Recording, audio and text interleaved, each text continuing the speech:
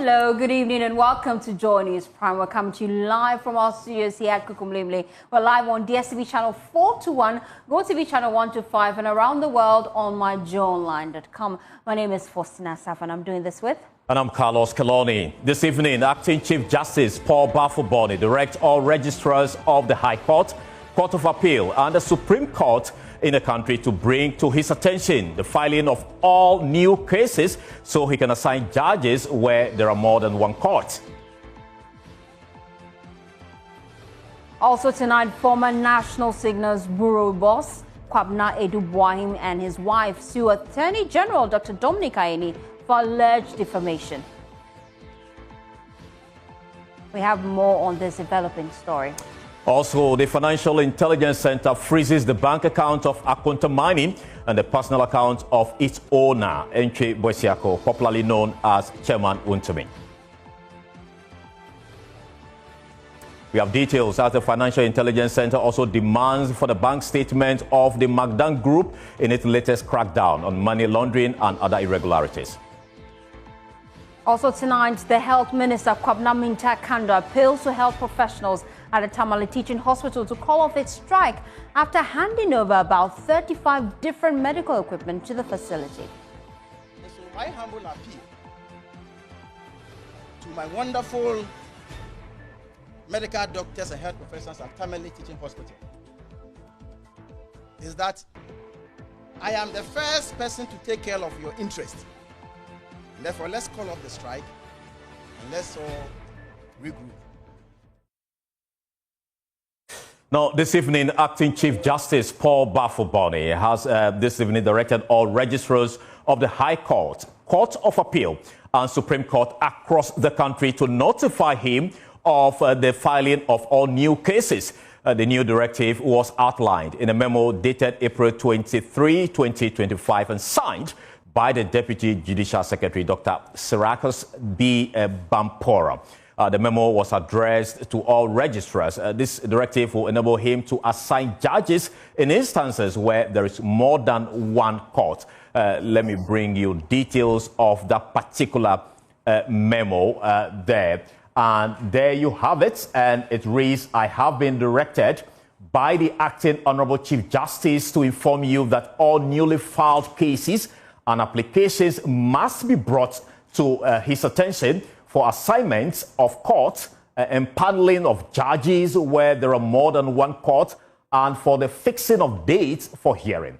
Take note that this directive supersedes all previous directives until further notice. Please accept the compliment of the Acting Honorable Chief Justice. Meanwhile, Old Tafo MP Vincent Ekosefwa has filed a fresh application at the Supreme Court seeking to squash the suspension of the Chief Justice. Now, this latest legal action follows President John Dramani Mahama's recent decision to suspend the Chief Justice after a prima facie case has been established in the petition for her removal. Well, earlier, the MP had challenged the president's authority to refer the petition to the Council of State for a prima facie determination. However, in a new twist this evening, Mr. Sefwa has returned to the Supreme Court with a fresh application aimed at suspending the president's decision.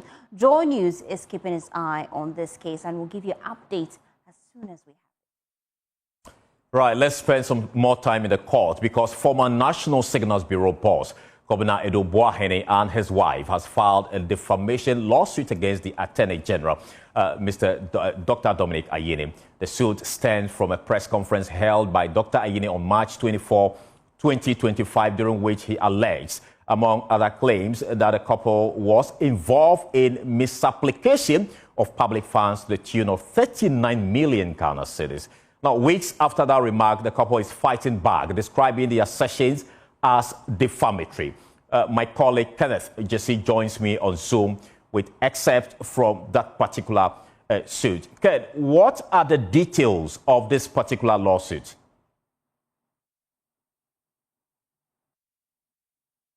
Right, we'll bring my colleague Kenneth later into the conversation on that particular matter. Well, let's do other stories now. This evening, the Minister of Health, Kwabena Adu, is appealing to medical doctors and health professionals at the Tamale Teaching Hospital to call off their strike and return to the negotiation table for the sake of patients and the broader healthcare system. Well, hundreds of patients were left frustrated and fuming as they arrived at the hospital on Thursday morning seeking medical attention, only to find empty consulting rooms with no doctors in sight. Addressing the media during the ceremony to hand over medical equipment to the new CEO of the hospital, Kwabena Adu said he had no ill intention behind the unfortunate incident that occurred. While my colleague Collins Frimpong was at that ceremony, he filed this report. Health Minister Kwabena Adu has appealed to doctors at the Tamale Teaching Hospital who yesterday declared suspension of all activities at the emergency ward and also the OPD due to the recent incident that ensued between the minister and the officials at the hospital. According to the doctors, they are demanding a public apology from the health minister as well as also provided basic essential materials to the hospital. I have absolutely no intention to disrespect any medical doctor or any health worker. That will be the last thing I will do. But indeed, let it be said that respect is also reciprocal. I am prepared for us to come around the table and discuss whatever we need to discuss. And so my humble appeal to my wonderful medical doctors and health professionals at Tamale Teaching Hospital is that I am the first person to take care of your interest. And therefore, let's call off the strike and let's all regroup and strategize going forward. Responding to the demands from the doctors at the Tamale Teaching Hospital, Health Minister today has handed over 35 separate medical equipment to the new Chief Executive Officer for the Tamale Teaching Hospital. This morning, as has already been indicated, I have some equipment, some consumables, and some medicines to be donated to Tamale Teaching Hospital. And some of these equipments include the gloves, the face masks, and also the assorted sachets. These are some of the basic consumables that the health minister has handed over to the Tamale Teaching Hospital. Other important materials that he also handed over included 3 Draga ICU ventilators, 6 Draga ICU cardiac monitors, and also Draga transport ventilator, as well as 5 oxygen concentrators. Reporting for Joy News, Collins Frimpong, Ministry of Health, Accra. Well, at the heart of this standoff between government and health workers are patients, many of whom are now being turned away following the doctor's decision to suspend critical services indefinitely. Correspondent Martina Bugri joins us live from Tamale Teaching Hospital, where she's been engaging patients affected by the ongoing industrial action. Martina, paint a picture for us. What's the situation like on the ground as we speak? The situation earlier in the morning was a tense one because of the strike and the sacking of the CEO. And so it was very difficult to navigate around. They would not even allow you to mount your tripod to work. At a point, the security threatened to seize any gadgets that you would mount. But going forward, patients started arriving, and within a twinkle of an eye, the entire hospital was flooded with people who had come from far and near to seek for health care. Now, one interesting thing that happened was when they come, they go for their cards, they go to the designated place for nurses to take their vital stats. But these nurses wouldn't tell them that the doctors are not coming in. So the patients would take their cards back, and then they give them a consulting room they should go into, and then their folders are distributed.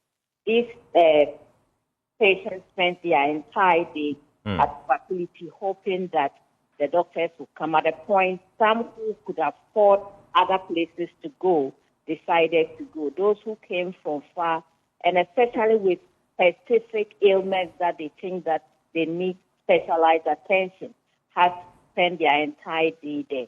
Now, towards the end of the day, that was around 5 o'clock, most of them had gone, except those who had come from far and didn't have a place to go.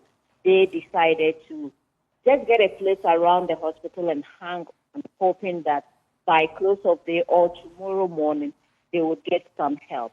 There was so much frustration among patients who had come in.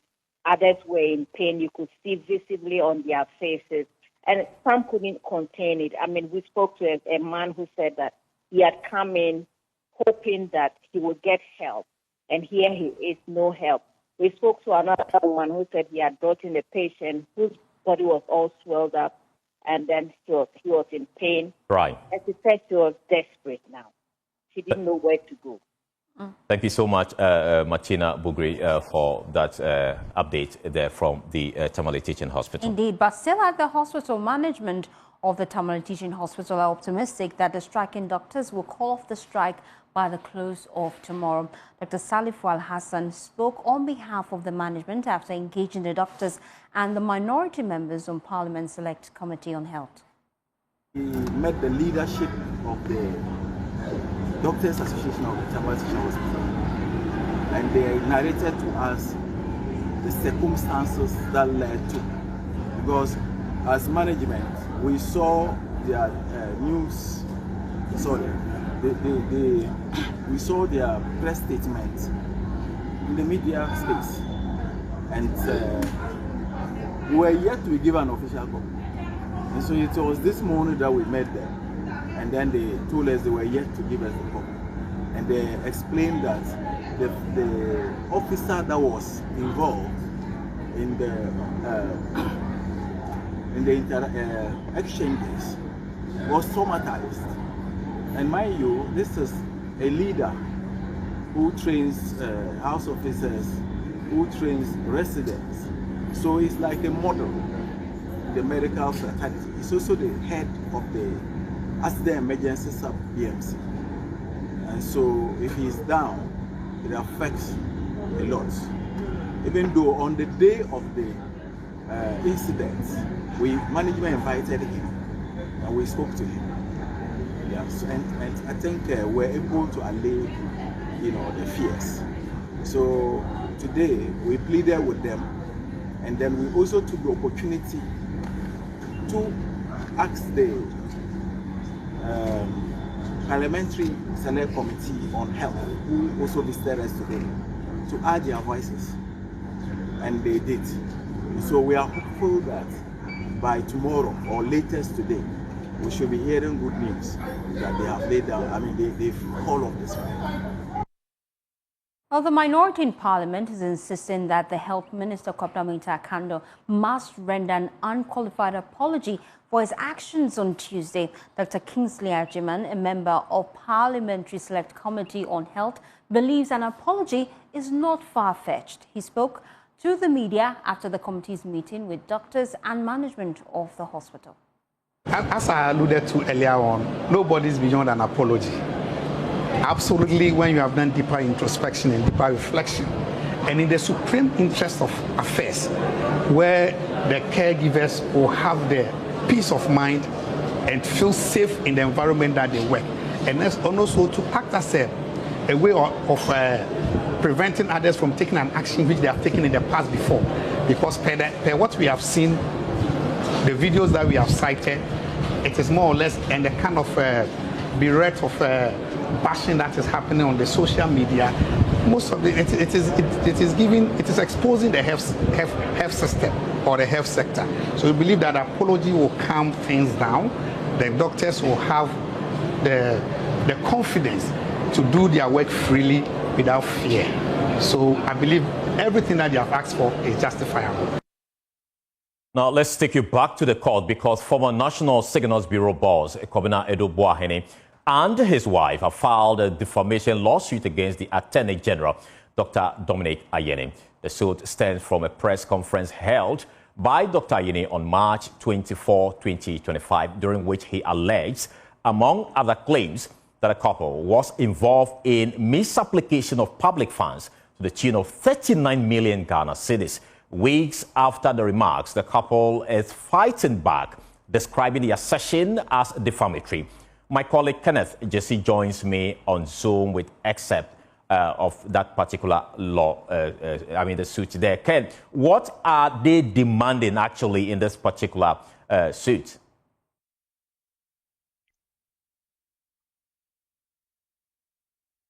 Are they on? Yeah, Ken, I can hear you. I'm asking, you have been looking into this particular lawsuit by the two person, Mr. Boahene and his wife. And I'm asking you, what have you found out? That Dr. Ayene's public remarks. Have you unmuted?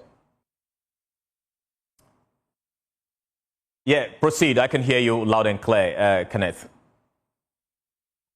Right, Carlos, I believe you can hear me now. The suit is a long suit, but we've summarized it in 2 pages, and it basically says that the plaintiffs allege that the Attorney General, Dr. Ayene's public remarks falsely portray them as criminals and fraudsters who had embezzled state funds and engaged in money laundering. It continues to say that these accusations have severely damaged their reputations and caused distress, public ridicule, and emotional harm, particularly affecting their children who have reportedly faced taunts in the schools they attend. And it quotes that the defendants also published the full written text of the defamatory material on the internet. And the suit states,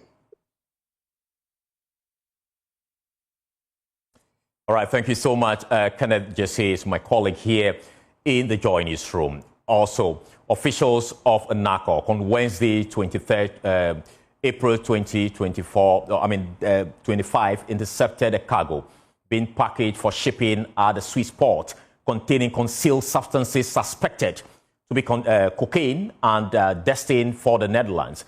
A total of 73 slabs with a weight of 89.74 kg. Now, so far, 4 suspects have been picked up and are currently in custody at NACOC whilst investigations are underway. Let me go on Zoom to speak to Francis Amwa. He speaks for NACOC. Tell us how you arrived at this arrest in the first place. Yeah, thank you so much, Carlos, and we're grateful for the opportunity. I think just as you've narrated, that was yesterday around 5:15 thereabouts. Our officers stationed at the Swiss port KIA cargo session were going through their normal routine work, and a package went through the scanner, and because they are professionals and because they are trained on a scanner to detect things, they were not comfortable of what they saw, so they decided that they would do a physical check. Right. So once they did a physical check, then they realized that there is this substance, when tested, was cocaine. Well, if you can hear me, tell us, we understand 4 people have so far been arrested. Are they all Ghanaians? Yes, I can confirm that. I can confirm 4 people have been arrested who are currently assisting the commission in further investigation as far as this particular matter is concerned. Yeah, so I was asking earlier, I didn't get that clear. How these people you've arrested, the 4 of them, are they all Ghanaian nationals or from other countries? Yeah, they are all Ghanaian nationals. All right. What is the market value of the substance put together? Even as you rightly said, it was yesterday, we're doing further investigations. What is important for us now is to be able to follow up with the leads that we've gotten. We haven't, as we speak now, put a value on it. So I will say that once we're done with investigations, which will not take us too long, depending on the leads we have, we'll put everything in the public domain. Would you want to say anything to the public with regards to this narcotics through our ports? Yes, I think that what we are trying to do as a commission and as a nation is that we're trying to make sure that it is very unattractive, it is very unprofitable, and also it is difficult to use our country's port as a transit point for onward distribution to other parts of the world. The leadership of Narcotics Control Commission is determined and is committed, and with the support of His Excellency, we're working hard to make sure that, like I said earlier, our country is not used as a transit point. Right. And also people who traffic in narcotics will realize that it is very unprofitable to use Ghana as a transit point. Thank you so much, Francis Amoah, for speaking to us here on Joy News Prime. To other stories now, President John Dramani Mahama has pledged his government's commitment to intensifying efforts for the implementation of a policy aimed at renegotiating mining leases to ensure greater local participation and benefit for Ghanaians from the country's natural resources. Speaking at the Ministerial Executive Leadership Program in Adan, John Mahama emphasized that while foreign mining companies will not be forced out, it is critical that mining directly benefits the communities where operations take place. He lamented the underdevelopment in many mining communities despite decades of resource extraction. To do the same things. And that is why recently we had a little issue which we have resolved with one of our mining companies whose lease had expired after 30 years. And it was our desire to take it over and use Ghanaian expertise to be able to also exploit that resource and let the benefits remain in our country. Happily, we reached an amicable resolution to work together to transition that mine into Ghanaian ownership. But it leads me to what my thoughts are, that we must have an indigenization program for taking control of some of our natural resources. And so in the next few months, we'll develop a policy on indigenous participation in our natural resource exploitation. And anytime, we're not going to expropriate anybody's concession or anything, but anytime a lease comes up for renewal, we would want to negotiate to see that there's more Ghanaian participation, indigenous Ghanaian participation in these things, so that we can also raise the resources to bring prosperity to our people. You go to the mining areas and look at the communities around the mining centers, still steeped in poverty. Government has to replace schools and the trees, even at this time, build CHIPS compounds, repair the roads and all that.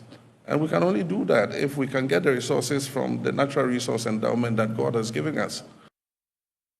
Meanwhile, the executive director of the Center for Energy Policy, Ben Boahene, has strongly criticized his government's approach to resolving issues surrounding the Daman mine, stating that it exposes a lack of genuine commitment to the mining sector. Speaking to Joy News on the sidelines of a high-level energy and mining conference in Washington, D.C., Ben Boahene argued that the government's inconsistent policies and delayed intervention in addressing challenges in Daman mine, a key gold processing asset operation in Goldfields, Ghana, demonstrate a broader neglect of the sector's potential to drive sustainable economic growth. Gone to our head to sign those agreements. We signed them. And once you have signed those agreements and welcome the investment, you have to respect those agreements. In most cases, when we have not, we have been bruised in court, and the people have had to pay for those damages. And we thought that it shouldn't continue to happen, and we need to draw attention to it. So it's a welcoming decision that we have been able to negotiate it in a way that will not take us to court or jeopardize our interest ultimately. But find a way around how Goldfield could exit or continue, how they want to do it. It's the politics. If that increases revenue for the government, fair deal. If it reduces revenue for the government, they have pledges and promises to fulfill, and that's between the government and the people. But the fact that the decision is not going to imperil the pockets of the ordinary, we are game. I mean, we can look at the specifics, around some of the content of the letter, where we are saying that we want to take it and give it to an indigenous company. Nobody is against indigenous companies producing gold or being part of the industry. But we shouldn't paint a picture as if our gold resources have run out. Even Galamseyers are identifying gold prospects and mining.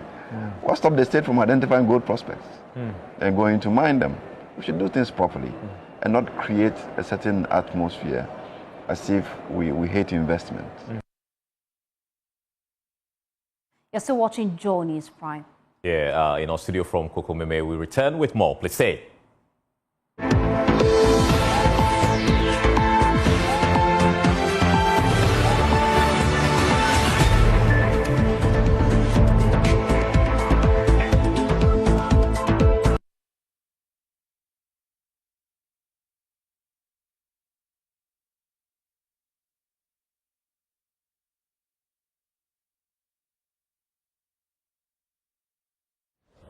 Well, welcome back, and thank you so much for staying with us here on Joy News Prime. Now, in its latest war against money laundering and other irregularities in the financial sector, the Financial Intelligence Center has frozen the bank account of Akunta Mining and its owner, the Ashanti Regional Chairman of the New Patriotic Party, Ntwe Boisiako, popularly known as Chairman Wontumi.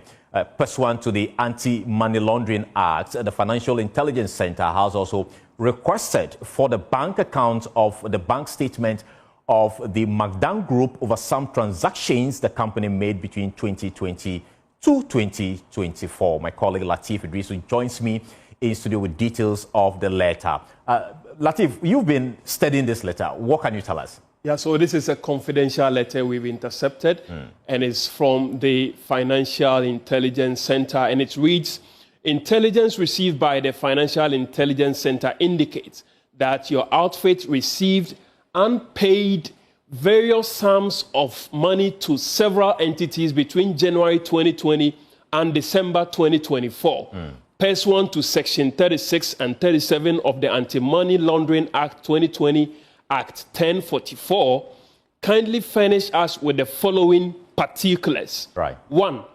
All electronic fund transfers conducted by your outfit from January 1st, 2020 and December 31, 2024.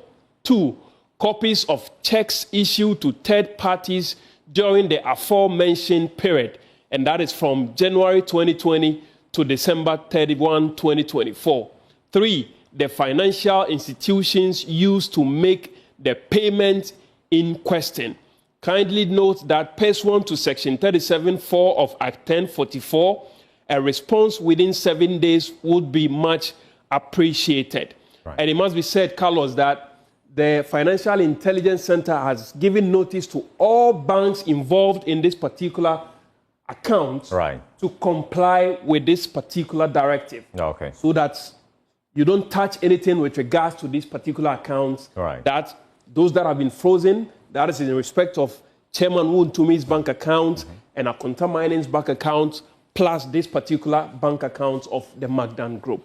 So you've been looking at this letter. So far, do we know if indeed, have we confirmed from the Akunta Mining itself or Chairman Wontumi himself to know if indeed their accounts have been frozen? Exactly the case. So we have the confirmation that the bank accounts of Akunta Mining and the bank accounts of Chairman Wontumi have all been frozen. Right. In fact, we have the lead legal counsel for the Akunta Mining Company confirming, I'm talking about Andy Apia-Kubi. He has confirmed to us that indeed the bank accounts of Chairman Wontumi and his mining company, that is Akunta Mining, have all been frozen. He says one of the options they are considering is to go to court. And so that is what they've told us for now, as far as these... So how about the Magdan Group of companies? Do we know anything about it? So for Magdan, we do not know whether or not they've furnished the Financial Intelligence Center with these bank statements and bank account as has been requested. But if you witness, it says, and it's still here, it says, kindly note that pursuant to Section 37(4) of Act 1044, a response within 7 days would be much appreciated. All right. It's a way of impressing on the Magdan Group to provide these bank details within 7 days. But we are unable to tell the volume of amount involved in all of these things at this stage. Not at all. We do not know how much transfers. All we know is that it's transferred from January 1, 2020 to December 31, 2024. This is 4 years. Some are questioning if this is going on a fishing expedition. It's such a long time to look into the volumes of transfers that have been made and monies they have received themselves. Right. It's not monies they've paid to third parties, but monies that have been paid into their accounts. Right. So it's a voluminous exercise the FIC is going to undertake. So FIC will be doing this not only limited to these two institutions. No, it's a larger crackdown on anti-money laundering. Right. They want to crack down on money laundering and some infringements within the financial sector. Right. In general. Thank you so much, Lateef. But we've been trying to get to the legal counsel of Akunta Mining to give us details of this particular happening. We've not been successful, but we'll still keep digging and bring you details on that. Now, this is not a one-time gesture, but a sustained policy commitment.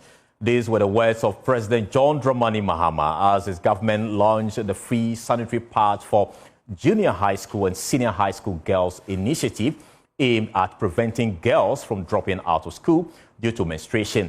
According to the Ministry of Education, poor menstrual hygiene often leads to absenteeism, low retention rate, and poor academic performance. The intervention is designed to remove one of the silent barriers to girls' education. Now, speaking at the launch of the event, President Mahama promised that the program will be expanded to cover more girls. The initiative is part of President Mahama's 120-day social contract with Ghanaians, and the clock is ticking fast with just 13 days remaining before its expiration. So today I say to every girl child in Ghana, you are not alone, you are not forgotten, and you are not invisible. We see you, we believe in your potential, and we will stand with you every month, every term, and every year. To our parents, I say, you have carried this burden for too long, having to choose between books, food, fees, and sanitary products. Help is here, and help is here to stay. This is not a one-time gesture. This is a sustained policy commitment, and we will expand it with your support and your feedback.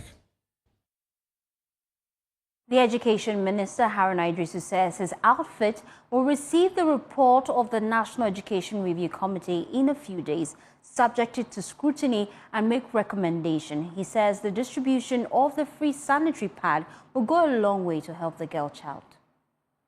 Emphasis of the John Dramani Mahama administration from next year will be to invest more in quality basic education. That is not to say he will de-emphasize free senior high school. Appropriately as he used the word, he will review it. We are expecting to receive the report of the National Education Forum a couple of days ahead of us, and will subject it to scrutiny and make appropriate recommendations that secure the future of Ghanaian children, not to abandon investment in higher education. Away from that, the Deputy General Secretary of TUC, Dr. Kwabena Adu Boahene, has charged the government to take steps to improve the conditions of service of public sector workers in order to curb brain drain, particularly within the public sector. Speaking at the pre-May Day ceremony, Dr. Kwabena Adu Boahene proposed a review of the single spine salary structure to reflect the current economic outlook of the country. Stephen Mensah has more in the following report. This is calling for the adoption of a living wage to reflect the true cost of living rather than the current minimum wage system. Addressing a forum by Organized Labour on Thursday, Deputy General Secretary of the TUC, Dr. Kwabena Adu Boahene, said disparities in the current pay policy and the growth of the country's economy remains the main driver of Ghana's brain drain. 15 cents meaning that whoever earns anything below that figure is assumed to be poor. Now, if you compare that with our minimum wage, which is currently at $1.28, it means that we are paying people, but the statistics also say that those receiving that pay are poor. Yeah, that is the point we just made. And the reasonable proposition, therefore, is that we need to push up the minimum wage to a level that will allow minimum wage earners to escape poverty. That is what we need now. Dr. Nyako is proposing immediate government intervention to restructure the pay system, which he believes is crucial for ensuring sustained productivity. If you want to retain those people, it is important that we make their pay attractive. And sometimes when we say attractive pay, we are not asking for the moon. We are asking for a level of pay that should allow workers and their families to live comfortably, to be able to have a decent accommodation, decent 3-square meal a day, and to be able to afford some level of entertainment, luxury for themselves and their families. So we are really not asking for the moon. They should be able to pay for their child's school fees. They should be not struggle if their children are sick and they have to go to the hospital. Now, if you pay people and they are not able to do all of these things, they will find or they will look for opportunities elsewhere and leave the country. On his part, Chief Executive Officer of the Fair Wages and Salaries Commission, Dr. George Smith-Graham, says collaborative efforts between government and labor unions is required to address disparities in public sector pay policy. The single spine pay policy was not supposed to be implemented in isolation. The single spine pay policy was supposed to be part of a broader public sector reform. The fact that we've not reformed the public sector and we are still going about implementing the single spine, this is where we will get to. Who was monitoring the 35% that we were supposed to get to? Organized labor went to sleep. I'm not sure anybody monitored to ensure on a yearly basis what percentage have we gotten to, so far as the convergence criteria we're looking for. The TUC is warning that if government does not act swiftly to revise the pay system, the ongoing brain drain within the public sector will be inevitable. Stephen Mensah's report for Joy News. Now, 3 months after devastating fire ravaged the Katamanto market, traders are slowly recovering from the disaster. Business has officially resumed. However, concerns linger over the lack of basic amenities like fire extinguishers, access to water, and reliable electricity, which traders say are crucial for their safety and business sustainability. In our first series, Joy News' Sarah Mensah visited the Katamanto market to hear from the traders. Traders at the Katamanto market are rebuilding after a devastating fire, but concerns remain over basic amenities like fire extinguishers, water and electricity. The traders say their safety and livelihoods are at risk due to poor lighting, lack of water and unreliable electricity. They appeal for urgent action to ensure a safe working environment. Fire service for say dachi BBC a ombenya nsuo di aye adwuma enso omunya hwe. They should bring water to the market to make it easier for fire service vehicles to quickly access water to extinguish fires in case of outbreak. We have space in the market, but our leaders have closed all the spaces. We need poles. Our leaders promised to bring them, but they never came. We are looking up to our leaders to come to our aid because we really need help. Market manager Educhum Atamenu assures traders that concerns are being addressed. He says fire extinguisher distribution has begun and 30 poles have been donated for market lighting. If we're able to have a mechanized borehole in the market, if there should be any fire, at least the availability of water will be ready for them to use to stop the fires. Yeah. Formerly, we had fire extinguisher, but because the fire started at the last scale, they were not able to use it to stop the fire. As I talked with you, our foundation has provided us with 1,000 bottles of fire extinguishers, and so I think that we have already agreed. So when are you going to distribute them? Distribution has already started. They have finished with our part. Also have a collaboration with the electricity company, and they have come and they have done their search, their whatever. They are going to expect the place and see that at least they will be able to provide them with about 30 poles. Market leaders deny allegations of planning to sell the market to All Foundation, a group assisting fire victims.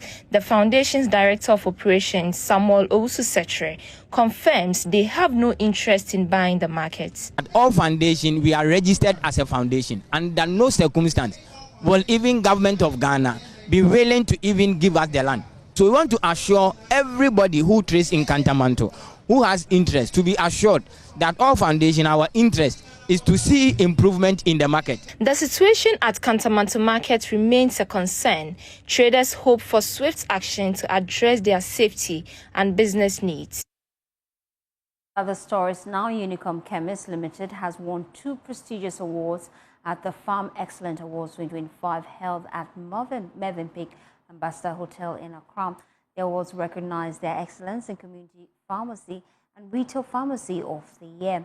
CEO Mrs. Patience Cheka expressed her gratitude to the Pharmaceutical Society of Ghana and commended her team for their hard work, attributing the wins to dedication and divine favor. She emphasized the importance of prioritizing health and well-being, not just for individuals, but also for the broader society. Awards are first, the Excellence in Pharmacy, Community Pharmacy, Ghana, and the second one is Community Pharmacy Retail Chain of the Year.